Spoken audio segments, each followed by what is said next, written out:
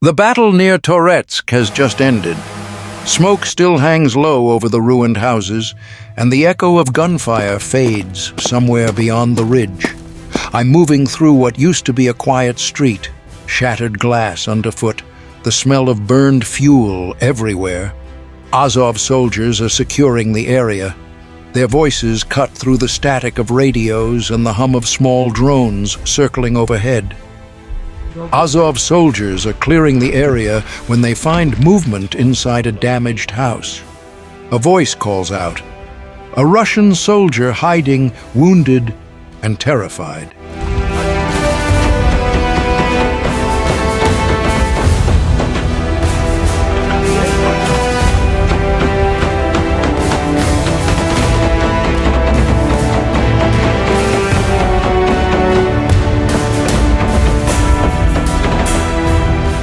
The house is empty, one of them says. But moments later, the man steps out, hands raised, saying he surrenders. Weapons remain pointed at him. Every move is slow, cautious. They tell him to drop his gun, to keep his hands behind his head. The soldier obeys. He's weak, covered in dust and blood. One of the Ukrainians shouts, "What's your call sign?"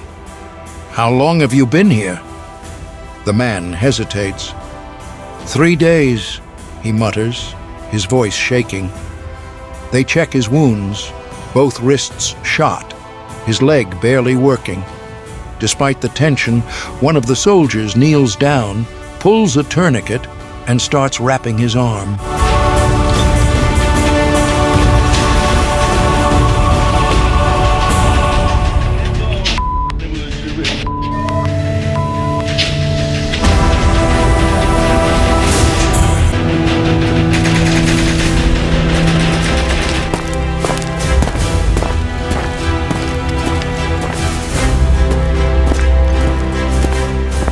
The air is still filled with anger, but now it's mixed with something else. Exhaustion, even pity. "We'll patch you up," one says. "You're lucky we didn't kill you." Inside the shattered house, the interrogation begins. Light cuts through bullet holes in the roof. The soldier sits on the floor, trembling, answering questions. He's asked about his unit, his radio. Who's still out there? He barely knows. Most of his comrades are gone.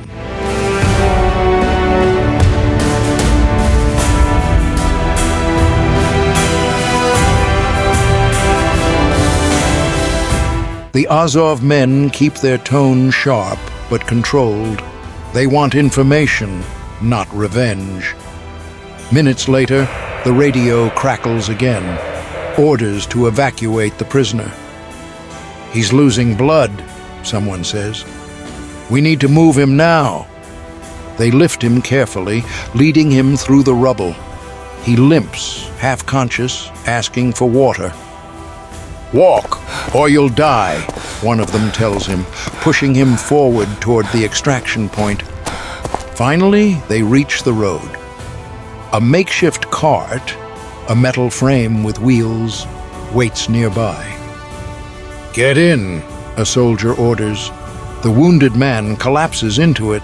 The cart rattles as they push it down the street, its wheels bouncing over broken asphalt. The soldier moans in pain. Another yells, half joking, "Enjoy the ride! Ukrainian roller coaster!" As they disappear toward the rear lines, the sound of artillery rumbles again in the distance. The camera shakes. The scene blurs. And only one thing remains clear. Even in war, moments like this show that survival doesn't always come from strength, but from a strange, fragile kind of mercy.